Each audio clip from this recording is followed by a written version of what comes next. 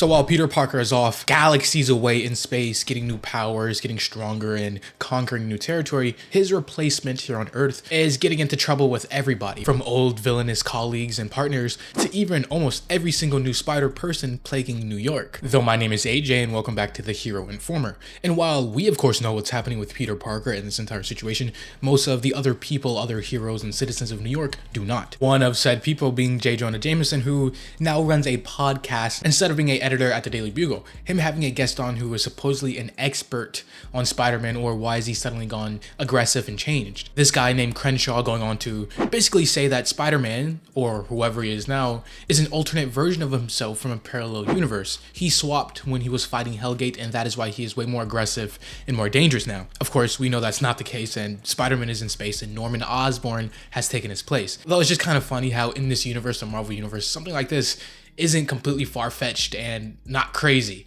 even though he is wrong, it's not something completely unheard of. But the truth of the matter is, it's not an alternate version of Peter Parker, but Norman Osborn himself filling in that role. Now, it's explained that he is able to become Spider-Man or portray himself as Spider-Man due to technology and using the suits and whatever have you, but even still, there's only so much that tech can do to mimic the movement of Spider-Man. Also, I'm not completely sure if by this point in time he still has the Goblin formula powers, the strength, the durability, and other stuff he gained from the formula. He wasn't as strong as Spider-Man per se, but relative enough where he was able to fight him. Though at this point, I'm pretty sure he doesn't, and he's just a baseline human. But Norman even goes on to say, for a significant portion of my adulthood, I've always lived a double life. So I expected that becoming Spider-Man would be easy, frankly, because while being the Goblin, the insane lunatic that he was, it was complex, but there was also a simplicity to it. He was able to easily divide his work and normal life within the Goblin life. But to be him, to be Spider-Man, it's completely different. It requires a joining of work and normal life, and also in a complete awareness of what's happening in the cities of all times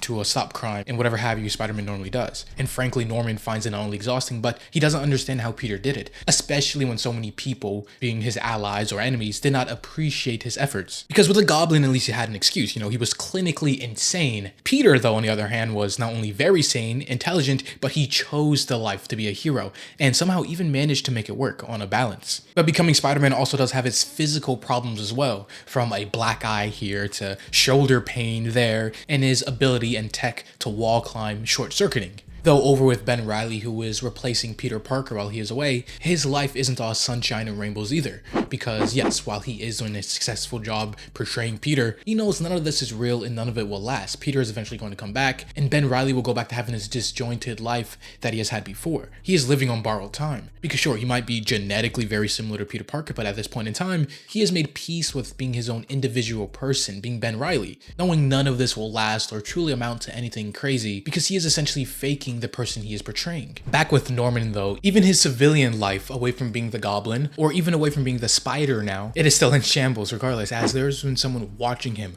a force, a team, somebody plotting on killing him. The someone in question being, who Norman believes, Roderick Kingsley, the original Hobgoblin, which is pretty funny now that you think of it, because yes, technically this is another one of the Spider-Man versus Goblin points, yet here's Norman Osborn as Spider-Man and the Hobgoblin instead of the Green Goblin. Regardless though, with Norman being good now and gone straight, he tried to take Kingsley down through the legal system, playing it by the books. But when that didn't work out and he of course beat the case, Norman decides to take a more direct approach, coming directly to him, asking him was he the one who sent an assassin to kill him. Kingsley of course goes on to deny this, saying, "Don't worry, Normie, it wasn't me. I'd rather reserve that pleasure of killing you for myself," which does tie up a slight loose end for Norman, but at the same time it adds another plot thread as someone is watching from the shadows, recording and surveilling everything that Norman does, including this conversation here. This mysterious person, this hooded figure, now realizing that Kingsley also wants Norman dead, they realize that they might have a new ally in their cause of getting rid of Norman permanently. Even though the justice and legal system failed Norman, he has another avenue of setting things straight. He is a superhero now. He is Spider-Man. Later that exact night, he suits up and swings off, getting ready to go directly to the Hobgoblin's lair to take direct action. Him even going on to question if Peter has ever felt like this helplessness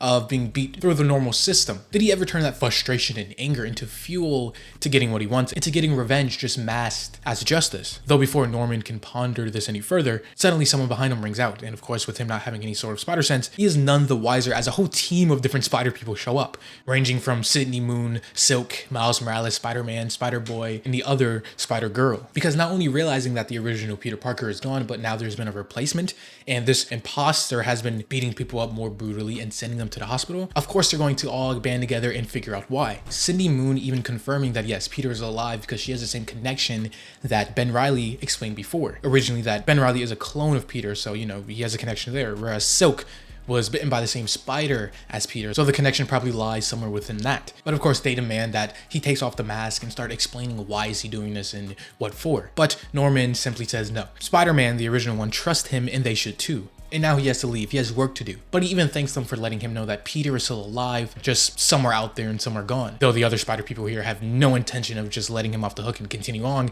especially not knowing who he is, so they immediately get into a direct confrontation. Now, like I said earlier, I'm not completely sure if Norman still has the goblin formula in his veins and the powers that came with it, because there's no way a normal-based human should be able to dodge multiple spider people and evade their attacks, especially considering Norman is like, what, 40, 50 at this point? Though in the moment, shame, fear, embarrassment, all collide within him at the same time, but one emotion above all else, the same thing that has been plaguing him his entire life: anger. He's fighting and moving before he even realizes what's happening. He's just so prone to giving into that same violence that he's always known, that even when he does have an opportunity to just stop and talk it out to explain truly the situation and what's going on, that he is good now and just doing this to honor Peter in his absence, his true nature just doesn't let him. Though even through all of the fighting and chaos, he's feeling a sort of calm about everything, because while he is clearly outnumbered, his opponents don't realize that he has been fighting spiders and spider people his whole life. This is almost second nature to him, even though the spider people here are different and have different abilities, like Miles sneaking up on him using his venom blast. Norman says the flavor of them doesn't matter, they're all the same, soft and merciful, an experience of the cruelty of the world, the same cruelty that Norman for so long knows all too well. And to be honest, I like this. You know, Norman for so long has been this evil person, even if it is the insane part of the Goblin. But as a businessman and a father, he has always had an edge to him, a ruthlessness. So I think showing this here, him trying to actually rein in on these bad and violent instincts and natural part of himself, does a better job of showing him turning a new leaf and trying to be good instead of just, you know, wiping the slate clean, him just being fully good without any sort of conflict about it. Though again, once more, because he doesn't have a spider sense or anything close to it, it doesn't alert him to the introduction of another person entering the battlefield, another spider person, going on to web his fist to stop him from just knocking Cindy Moon across the face. Though Norman is still kind of in a blind rage almost, his body just moving on instinct and his violent tendencies that he has had his entire life. Him even going on to say that if they won't trust me, then they will fear me, because fear is how you get respect. It's how you get what you want. Pulling this new spider person close and grabbing and choking them by the neck. But the only reason why he stops himself from potentially killing someone here in a fit of blind bloodlust is because he recognizes their voice. The voice of someone who was his biggest mistake, his biggest blunder, his biggest stain on his life, Gwen Stacy. Now, no, this isn't the original Gwen Stacy who was still dead within the main 616 universe, but an alternate version, much like how Miles Morales originated in the Ultimate Universe. It's the same sort of deal here. She is from an alternate universe and now is staying within the main Marvel Universe, though with her having spider powers and being Ghost Spider or whatever her current moniker is. But just hearing her voice, seeing her here in the flesh, breaks Norman down, instantly snapping him out of whatever was possessing him as he just falls to his knees and breaks down, pulling off his mask and finally just realizing this entire situation. He's fighting children, and Peter trusted Norman. He trusted him to keep his secret and to help him whenever he needed to. Peter said he was good at being good, and Norman wanted nothing more than to prove him right, more than anything. Of course, revealing that that's why he took the mantle of being Spider-Man while Peter was away. And this is good because Norman, being the new Spider-Man, is going to need all the help he's going to get soon. As he move over somewhere else hidden,